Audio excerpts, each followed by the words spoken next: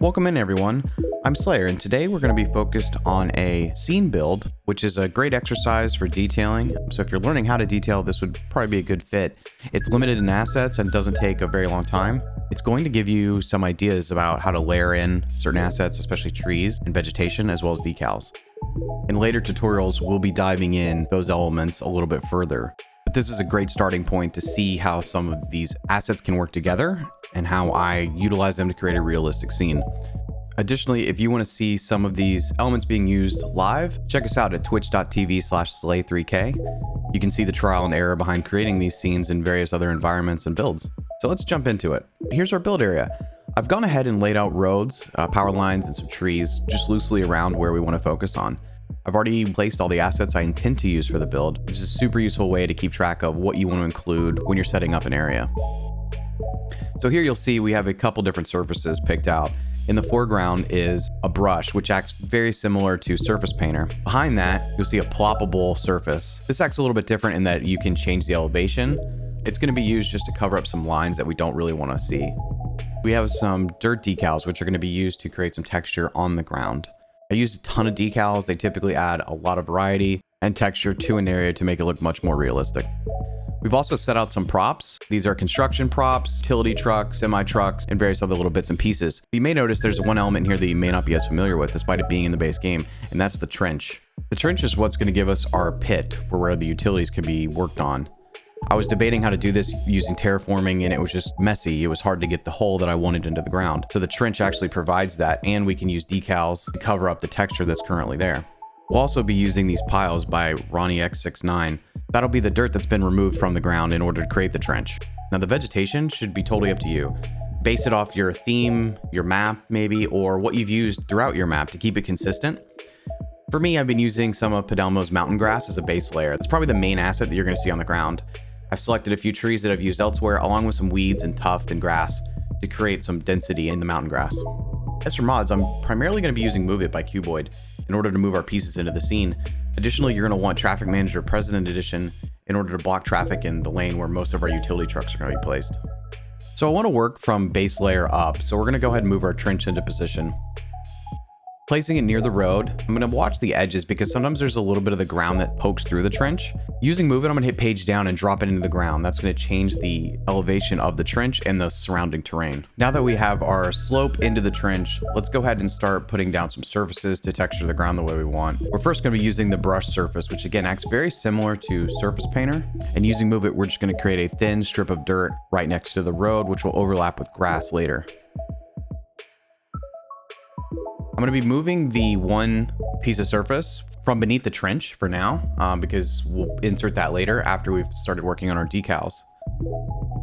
Now, if you're wondering how this is similar or different to Surface Painter, here's how. Surface Painter can cover a great area, but it also interferes with some of the textures that may already be there, with your roads, so you can see how it's overlapping the sidewalk, whereas the brush doesn't overlap the sidewalk and instead buds up to it.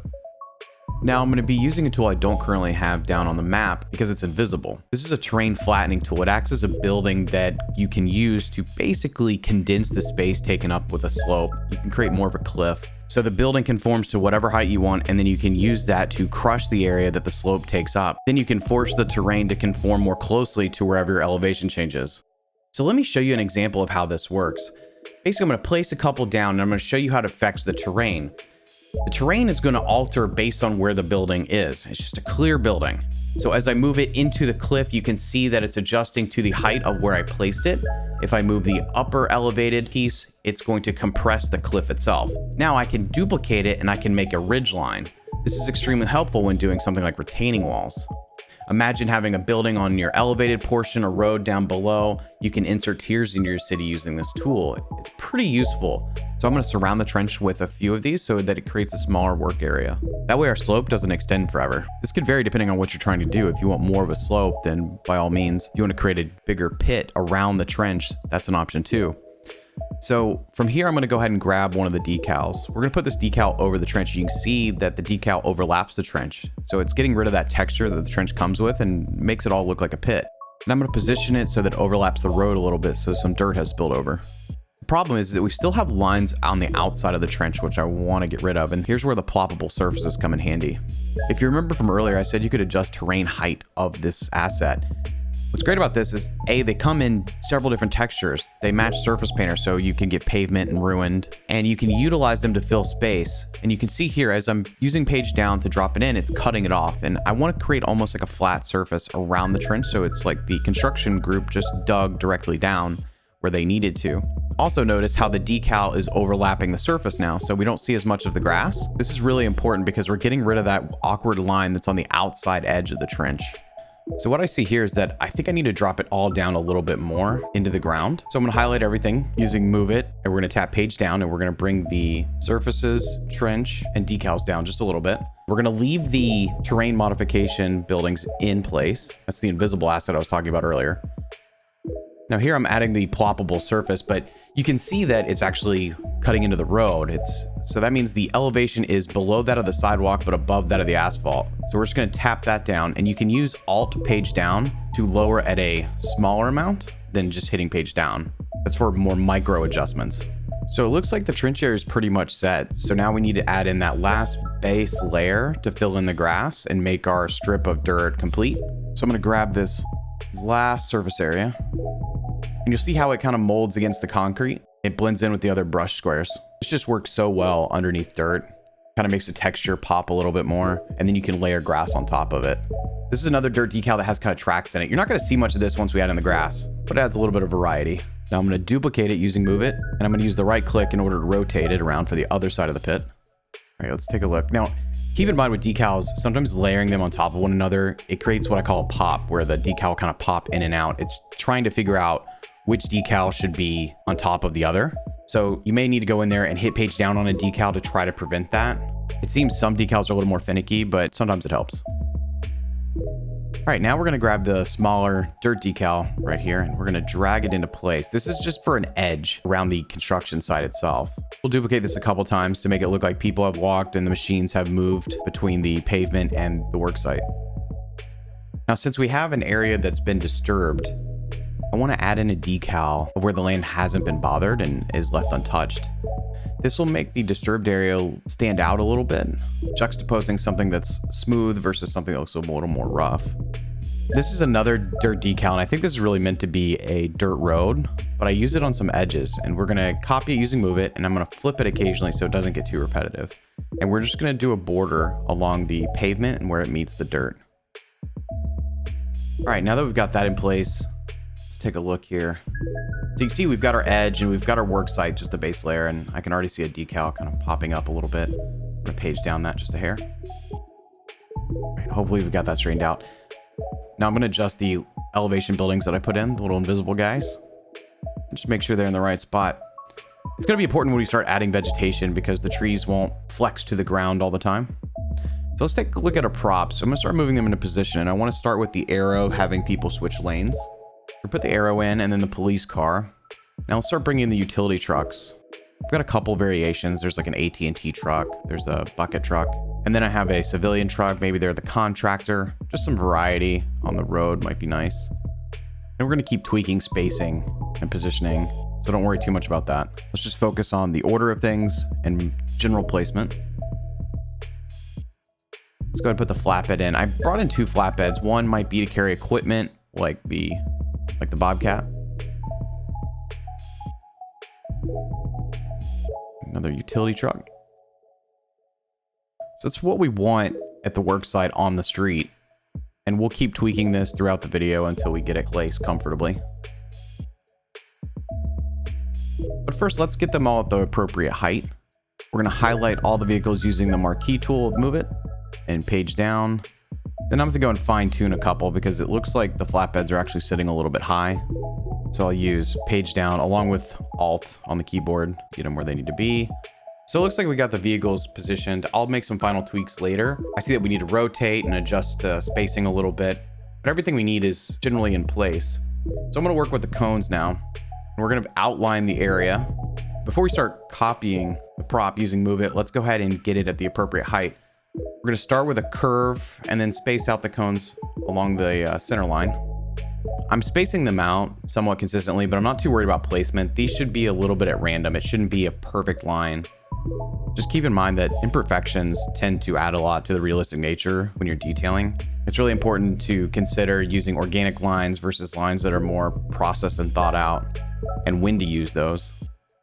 So our bigger items along with the cones are set up on the street. Let's add a couple smaller pieces in. I'm going to use a roadwork ahead sign. We're going to drag that out ahead of where the construction site's going to be as a warning to drivers.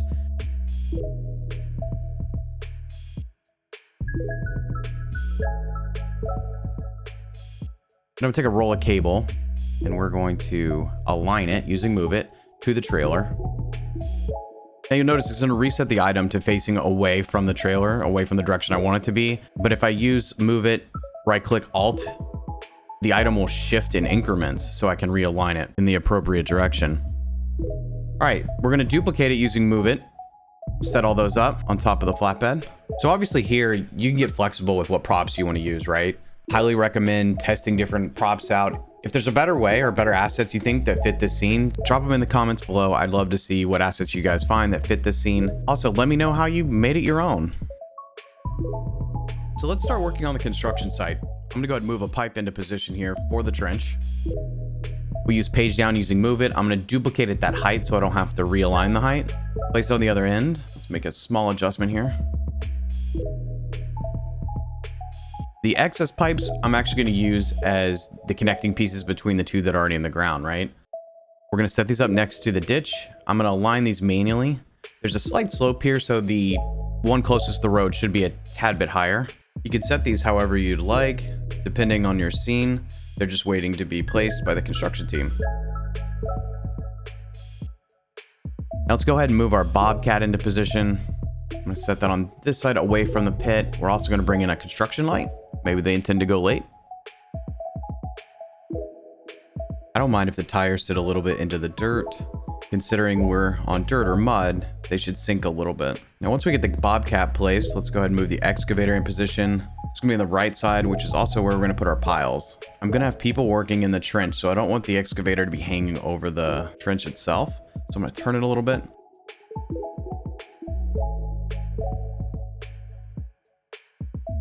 Now let's bring in the piles. These come in multiple colors. I chose brown, obviously, for the dirt.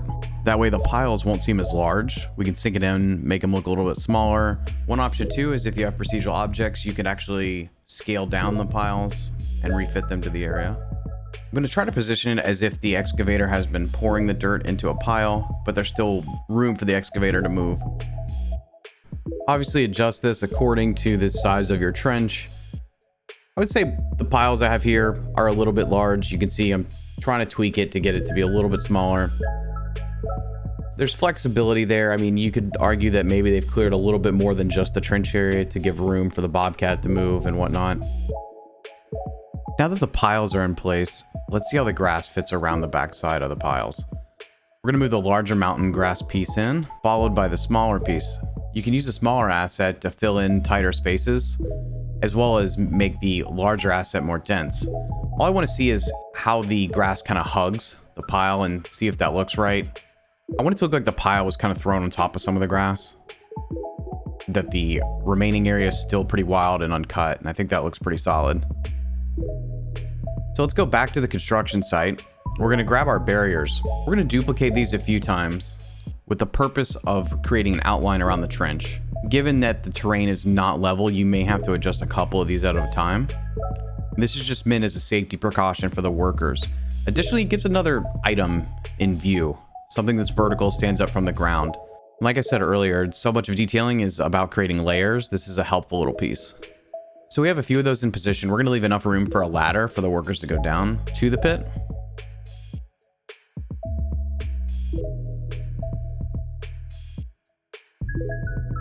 We're going to sink this into place again using Move It. You'll notice with depth changes, it can sometimes get hard to pick the item up with Move It. You may have to reposition. One helpful tip is to go completely aerial over the item and select that way.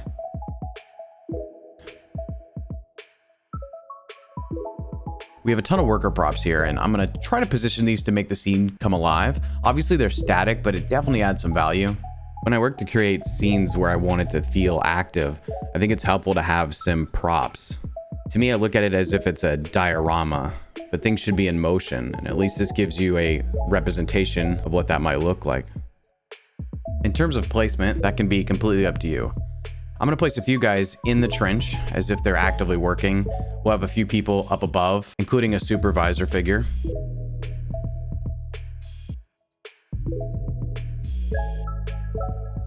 We'll have a few people near the street, including the flag wavers and a gentleman with the stop sign on either end. We've got a couple of these props that appear like they're actually walking, so I'm gonna have them walking towards each other or with each other towards the construction site. All in all, just giving it more active appearance. So let's move on to layering in some more vegetation. We're gonna use the weeds, tufts, and grass to add some density to the mountain grass. We'll fill in some of the empty spaces, as well as add an edge along the road. To create realistic vegetation, I think it's important, similar to decals and surfaces, to use layers. Utilizing multiple types of grass begins to look more organic. Not to mention adding diversity in color is just a nice touch. It creates a better fade from the more bland mountain grass into the trees, which are much more saturated green. The diversity in height adds more texture. I want grass to be lower to the ground, closer to the road, and it builds up as you go closer to the tree line. Overall, nothing should look very planned. Placement should be organic. We're going to duplicate what we did on the right to the left side. Same process, adding layers of grass starting with mountain grass. Keep in mind, it's important to use whatever grass you've used elsewhere in the map. You want unifying elements, so I typically pick vegetation early in the build, and then I utilize those assets consistently through the map. If the area is meant to be like wild grass, I would typically stick to the same sort of assets to create that environment, whereas a lawn or a park, I'm going to use something more clean and refined. That'll make those two areas stand out in their own way. With the finer details of placement, the grass has a hard edge and it's very dense. So I'm going to be using that, but it's going to be filler, whereas the tufts are a little bit more spaced out. I can use that closer to the road without seeing a hard line for the edge of the grass. Always be sure to go back around the edges. Make sure no grass is on top of the concrete. Give it a little bit of space. And also check elevation changes. You'll notice that sometimes grass is floating. It's not always conforming, especially if it's an item that shows up in the tree category. You'll notice the grass rotates every time I move it. That's because I have random tree rotation on. That keeps trees and grass, all sorts of vegetation, from looking repetitive by being positioned in the same way. So since the grass is in place, we're going to go in and start adding the tree line. I'm going to use a lower tree that hangs closer to the ground so that we don't see the hard line of the surface behind the trees. Once we have a tree on, we'll start adding height, placing different trees behind the initial layer. Then we'll go into force brush to start filling in the dead space. With force brush, you can select whatever trees you're using on the map and mass duplicate it across an open area. Also with force brush, you can save that mix of trees and keep it so every time you go to an area that should have similar vegetation, you can just duplicate that. This way you can have multiple different tree mixes or vegetation mixes for different parts of your map or different cities. So finally, I'm going to go in and make the last little bit of prop fixes. I see that some items may need to be shifted around, some vegetation may need to be adjusted. I want enough variety to make it look organic, not too planned. Now, the last thing we want to do is we actually want to ban traffic to each segment of road running along our construction site. You can do this with Traffic Manager Present Edition by banning the vehicles that travel. We're going to cut out that one lane. You can see I'm checking the boxes for each type of vehicle because obviously I don't want anything traveling in the lane. If you hold shift and select the vehicles, it'll actually duplicate that setting across the entire segment up until an intersection. And that's pretty much the build, guys. Relatively simple, self-contained, not a ton of assets. A good exercise for detailing. I really hope that you guys take this and maybe insert your own creativity into it. Try different vehicles or a different setup. If you find better assets for it, I'd love to know what you use. I think what's really cool about doing these builds is that it adds some diversity to your map and your city. It's builds like this that are going to add a lot of personality to whatever you're working on. If you enjoyed the video, be sure to hit the subscribe button. And if you have any feedback, leave it in the comments below.